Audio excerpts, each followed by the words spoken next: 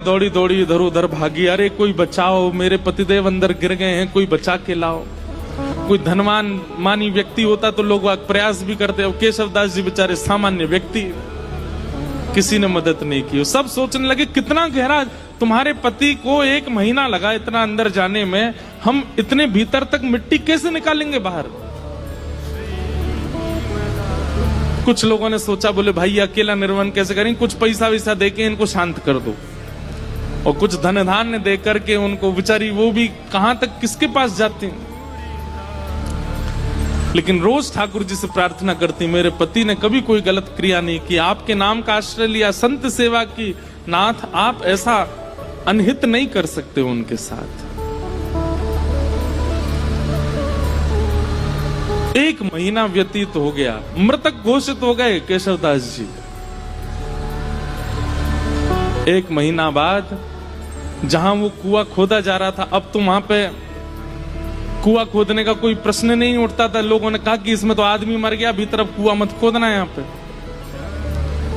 लेकिन लोग बाग जब वहां से निकलते थे तो वो एक मिट्टी का टीला बन गया था, और जब वहां से निकलते तो राम नाम धुनी सुनाई देती। और राम नाम धुनी केवल राम राम करती हुई सुनाई नहीं देती, साथ में झांझ, मंजीरा, करताल, सारंगी आदि आदि वाद्य भी सुनाई देते, जैसे मानो कोई उत्सव महोत्सव चल रहा हो। आते जाते लोगों को लगता शायद पास के गांव में कीर्तन चल रहा होगा। लेकिन जब 10-15 दिन तक अखंड नाम धुनी सुनाई देने लगी, पास के गांव में जाकर के देखा कोई उत्सव नहीं है, तब बोले शायद यही कुछ है।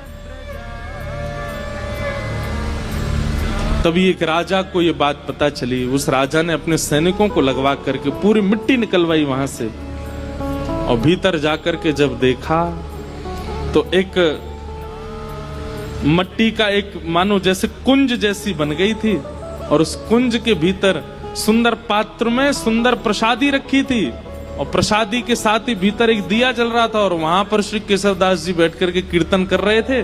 और उनके कीर्तन के साथ में वहीं के जितने जीवाणु आदि थे वे सभी मानो जैसे करताल, मंजीरा आदि ढोल बजा करके उनके कीर्तन को सार्थक कर रहे थे। ये देख करके सब हैरान रह गए।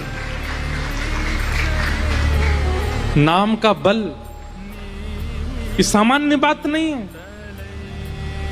नाम का आश्रय लेने वाला व्यक्ति कैसी भी परिस्थिति में हो, नाम सब सुलभ कराने की सामर्थ्य रखता है। ठाकुर जी के नाम में इतना बल है।